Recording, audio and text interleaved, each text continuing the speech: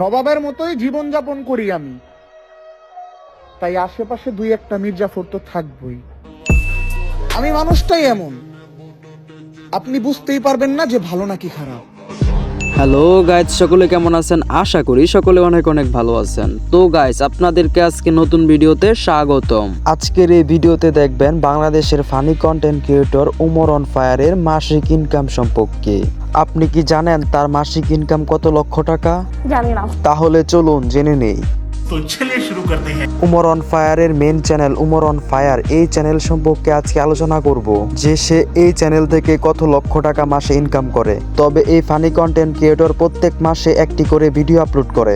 দেখা যায় সেই ভিডিওতে মিলিয়ন মিলিয়ন ভিউ চলে আসে মাত্র অল্প কয়েকদিনে। চরিত্রটাই আসল, কারণ চেহারা তো ফানি লিওনেরও সুন্দর। তবে সে বি অনুযায়ী ইউটিউব থেকে সে কত লক্ষ টাকা ইনকাম করে তা আজকে আপনাদের প্রমাণ সহকারে দেখাবো। তবে গাইস, এই ইনকাম দেখার পর আপনার মাথা ঘুরেও যেতে পারে, সাক্ষ্য প্রমাণ আছে তোমার কাছে। তার কারণ আপনি নিজেই বলবেন এত লক্ষ টাকা ইনকাম করা যায় ইউটিউব থেকে।